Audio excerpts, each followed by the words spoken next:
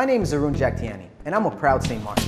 In a few short weeks, our country is going to be heading to the polls to elect 15 new members to Parliament. There's 126 candidates from 9 different political parties that are contesting this election, and I think the entire voting population can benefit from knowing a little bit more about who these candidates are. Over the next few days, I'm going to interview a few new faces and a few political veterans. So join me, St. Martin, and let's talk politics.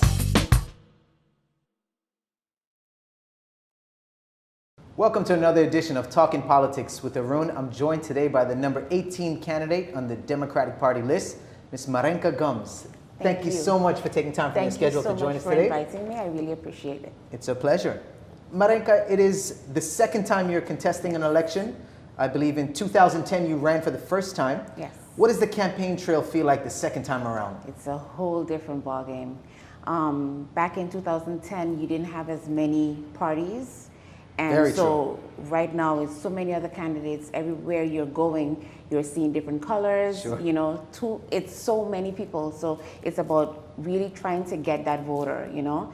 And I must admit that I am working even more hard this election than I did back in 2010. I can imagine the challenge to get noticed or to get exposure from a field of 126 Exactly. is really staggering, and 9 parties. It's Yes. I'm still having a hard time digesting that of large parties. meal, let's say. Yeah. And as a voter, it's also very challenging, which is part of the motivation for putting on this show. Thank you so much. Why did you skip the last election? So in 2010 you ran. Yes. 2014 we didn't see you out there. We didn't That's see your true. poster. What happened? There was no poster, but I was definitely working behind the scenes. Okay. One of my reasons, Aaron, and although we didn't touch on it yet, was definitely my reason for skipping out. I have a son, and he's 10 now.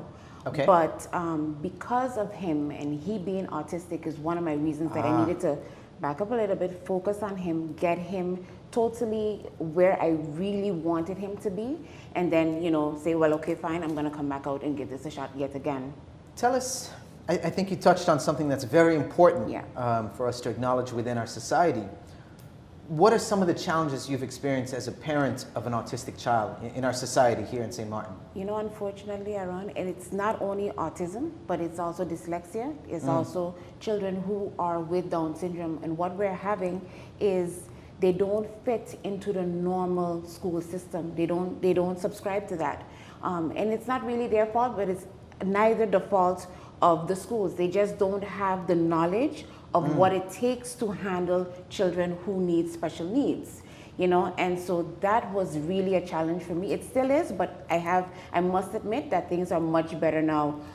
He attends the St. Joseph School. Okay. And that school, what they did these last 2 years were they developed an individual educational plan. Specific for him? Yes, correct. Wow. For him and other children like him. And so they are getting that extra attention that they need. And I thank God for the Catholic School Board, in particular the St. Joseph School Management, for doing something like that. But you can imagine what it took to get there, you know? Okay. And in addition to that, it's about being able to get that individual attention. That's all they really need. Yes. So I am saying my reason for contesting this election this year is really for legislation. Because you can imagine only 10 children is in his classroom, and this is the only school that has it. Can you imagine how many other children are out there that are facing these issues? And, you know, if you don't have the funding to send them to a private school, you're kind of left behind. And they should not be left behind just because. No child should be left behind. No child, you know, just because they subscribe to things differently. So, interesting. Your main motivation for getting back into the political arena is you've identified from a personal level Exactly. the need for us to have better facilities for children with special needs. Correct. Besides being a mother of a child with autism, what qualifies you to get involved in the conversation on this level, let's say? Well, you know, Aaron, from the time I knew myself, I've always been around politics. I think I was probably in diapers.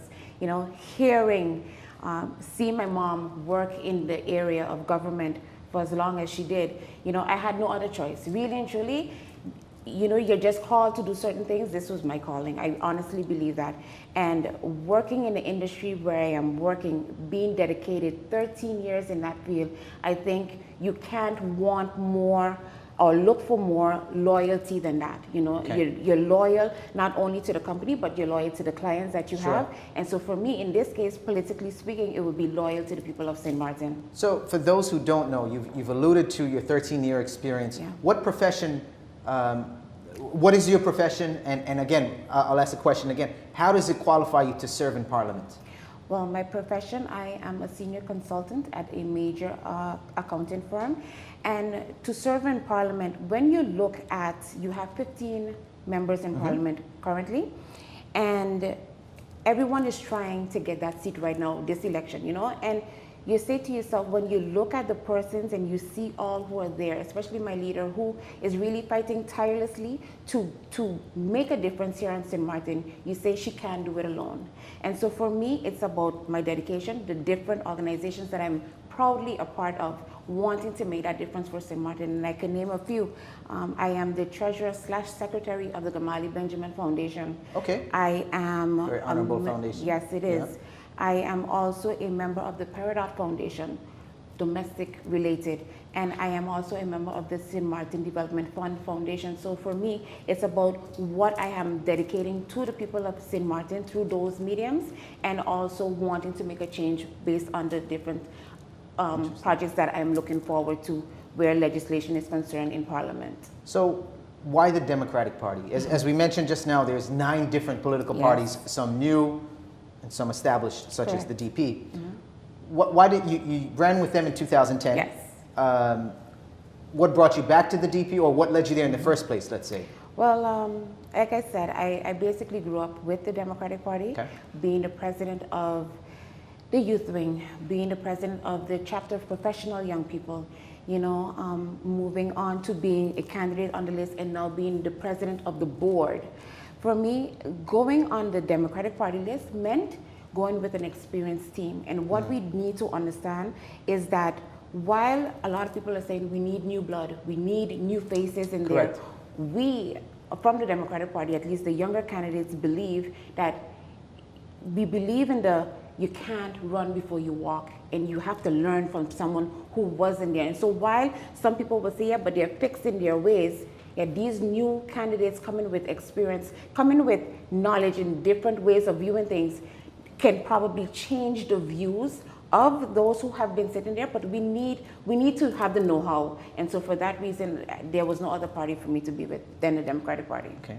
It's interesting when I look at the posters now for the Democratic Party, there's a lot of new faces there. Yes. A lot of faces, which growing up for me, it was a lot of the same faces, especially Correct. with the Democratic parties, Correct. is what I kind of became accustomed to, let's say, Correct. from previous decades. But now you look at it and it's all new faces. What is, well, for the most part, what does that say about the Democratic Party as to where they are right now, and what does their future hold? Well, that's a good observation, and it's one because a lot of people keep trying to bring up the whole, but DP is dead. No, you can't be surrounded by death when you are so alive with such young candidates who have so much more to give to the party. And so something that is dying won't bring on new life to it, to the party. And we can only grow. We can only grow from here. And so I am very proud of the persons on the list, those old, those experienced, and those new, bringing in new ideas to the party as well. Okay. One of the things we were touching on when we were getting mic'd up off camera, so to speak, getting ready, you mentioned to me that one of your concerns within the society, in addition to children with special needs, is children who are suffering from being in sexually abused situations, and where they can go for help. Touch on that for a second with me, please. You know, you tend to not hear too much about it. Only when something happens, people bring it to light. And I am saying, can you imagine how much of it is hidden? Because of the, you know, let's keep it on a hush. Let's not discuss that topic, you know, we'll figure things out. And I am saying, the more you keep silent about something as grave as that, the more these sexual predators can go out after the next one. And so I am saying legislation needs to be brought to assist the child, and also when that person serves their time, to be rehabilitated as well, because you're going to go in, you're going to serve your time, and then you're going to come out, and the cycle repeats itself. Right. So what are you doing to curtail these events from ever happening again? Okay. So part of your involvement or getting involved would be to see some kind of legislation and also, let's say, a reform within the prison system, so that we can better integrate these inmates when they come back out. Okay. Thank you so much for joining us today, Ms. Gumbs. It's been an absolute pleasure, and I wish you all the best come September 26th. Thank you. In closing, I'd love to give you an opportunity to speak directly to the voters and give them your message. You know, we have a situation where we're out campaigning, and while out, we're hearing a lot of people say, you know, we're not voting, and I can understand. Trust me, I do get the reason why a lot of people are disgruntled by how things are going in government, but I can only ask to let your voices be heard, and by doing that is to come out on September 26th and vote. Vote because that's something that you need to do, but vote because it counts, it makes a difference. Vote for a party that you know will always be there to support you. Vote for the Democratic Party, and in particular, your number 18 candidate. Once again, she's the number 18 candidate on the Democratic Party slate. We wish her the best of luck come September 26th. Thank you so much for taking time off the campaign trail to sit with us. No problem. And we wish you the best of luck. Thank you. Excellent. Appreciate it.